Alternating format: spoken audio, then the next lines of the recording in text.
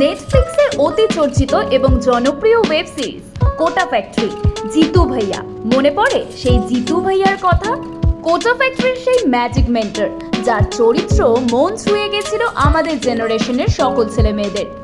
অনেকেই ভাবছো তো, ইস, এমন একটা মেন্টর, এমন একটা গাইড যদি আমিও পেতাম কি ভালোটাই না হতো।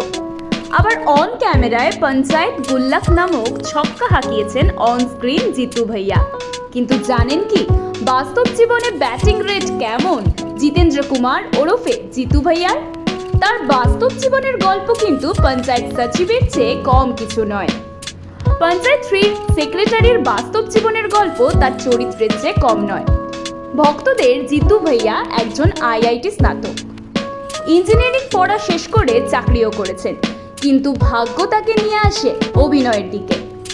পঞ্চায়েত সচিব জিতেন্দ্র কুমার রাজস্থানের খৈরথালে জন্মগ্রহণ করেন। তার পরিবারের সবাই ইঞ্জিনিয়ার।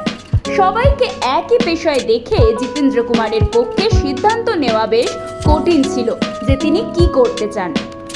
তিনি একজন আইআইটি স্নাতক, তবে অভিনয়ের প্রতি তার বেশ আগ্রহ ছিল। ছোটবেলা থেকে মিমিক্রি করতে পছন্দ করতেন তিনি। অমিতাভ বচ্চন, নানা পাটেকরের মতো শিল্পীদের অনুকরণ করে বড় হয়েছেন। এমনকি জিতেন্দ্র কুমার জেইই পাশ করেছেন। এরপর তিনি আইআইটি খড়গপুর থেকেও পড়াশোনা করেছেন। তিনি ছিলেন civil engineering BTech pass.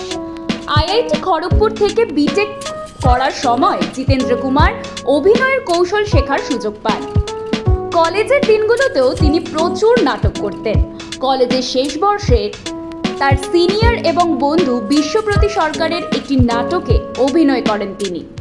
IIT খড়গপুরের নাটক, পথনাটক এবং শো করতে করতে তিনি টিভিএফে পৌঁছেছিলেন। খড়গপুর থেকে পাশ করার পর জিতেন্দ্র প্রায় 3 মাস বেকার ছিলেন। তারপর যদিও একটি জাপানি নির্মাণ কোম্পানিতে তিনি চাকরি পান, কিন্তু ভাগ্য হয়তো তাকে বেঁধে দিয়েছিল অভিনয়ের পথে।